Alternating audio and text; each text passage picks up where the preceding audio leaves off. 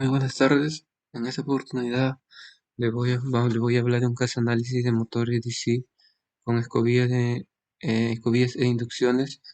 En el curso de electricidad del vehículo que le habla integrantes, el que le habla aquí Jessica Ryan José y el docente encargado del curso es Renzo Costa Arroyo.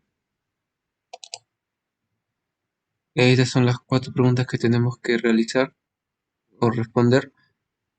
Vamos con la primera pregunta que nos piden motores realizar una comparación técnica entre los motores DC con escobillas e inducción AC considerando los siguientes criterios.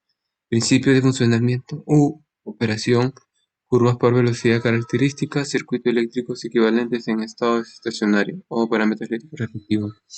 Comenzamos con principio de funcionamiento u operación. Para el caso de un motor DC, la principal diferencia con el motor de inducción es que es de corriente continua, ¿no? La frecuencia de carga es frecuencia de carga igual a cero, lo cual se consigue con el efecto rectificador del colector. Tienen diferentes clases de conexiones, lo cual nos permite un amplio margen de aplicaciones, ¿no?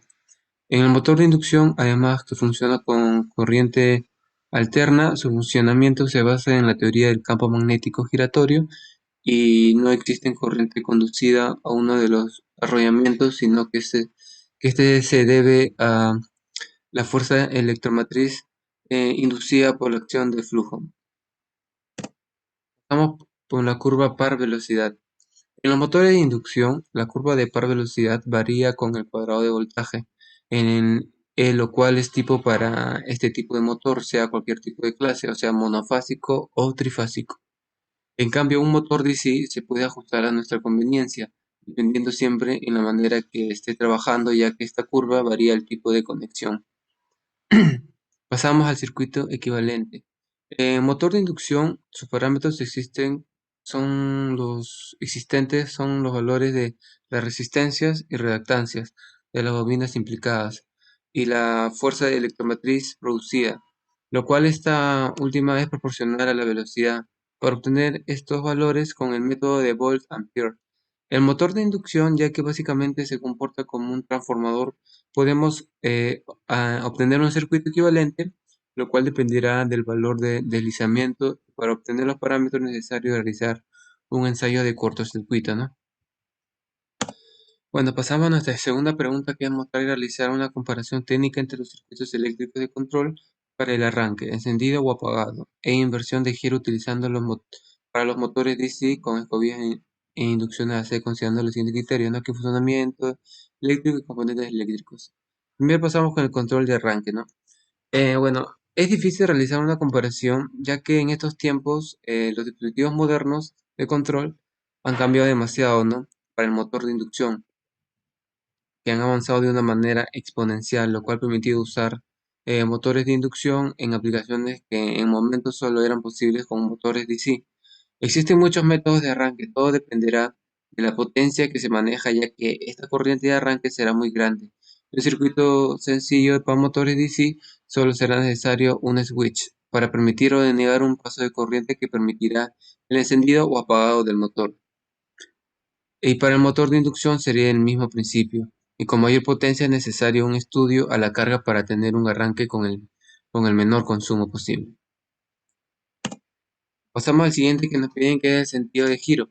Para el motor DC, el cambio de sentido de giro se logra cambiando la polaridad de la tensión de alimentación.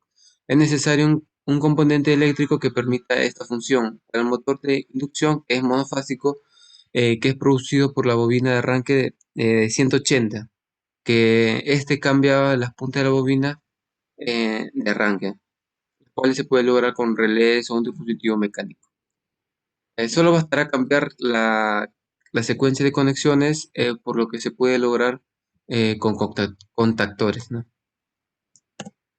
Pasamos a nuestra tercera y penúltima pregunta, que es mostrar y analizar una aplicación vehicular de motores DC con circuito eléctrico del sistema, funcionamiento del sistema y tres causas posibles de naturaleza, ¿no?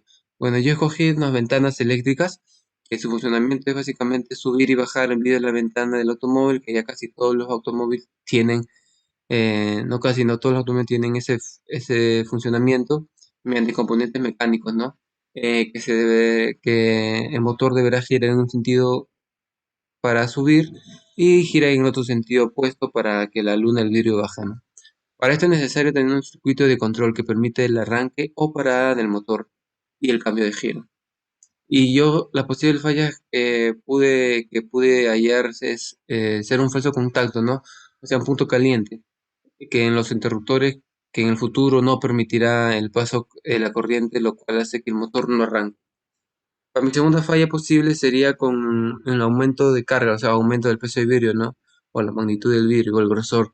El motor que no pueda con este aumento y por este se calentará y dañará el aislamiento de los demandados y este sería muy drástico o perjudicial para nuestro motor, ¿no? Y por último, una mala ubicación para el motor DC. Si está cerca a un artefacto caliente o con altas temperaturas, este aumento de temperatura dañaría muchísimo al motor.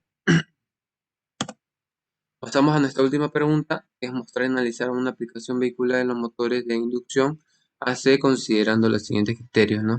Circuito eléctrico del sistema, funcionamiento del sistema y tres causas posibles de tuberías eléctricas que originen fallo. O sea, la pérdida de funcionalidad en el sistema, ¿no? Yo escogí electroventilador. Bueno, básicamente la función del electroventilador es mantener la temperatura del motor del automóvil en rangos normales de operación y en la parte del aire acondicionado es extraer el calor del condensador para así lograr su óptimo funcionamiento. En el circuito eléctrico, este deberá tener un interruptor que permite el paso de corriente. Además, este electroventilador tendrá condiciones de arranque que están reflejadas en la temperatura por el que naturalmente tiene un sensor de temperatura que esto permite que arranque o no. Para esto es necesario, bueno, no es necesario un cambio de giro, ¿no? Y estas son las fallas que yo pude obtener, que es un falso constante en cualquiera de los dispositivos existentes que ya en el sistema de control, fusibles dañados o sensor de temperatura deje de funcionar correctamente, ¿no? Bueno, profesor, este sería toda mi exposición por hoy sobre el caso de análisis de motores DC con escobillas e inducciones. Espero que sea de su agrado. Muchas gracias, profesor. Buenas tardes.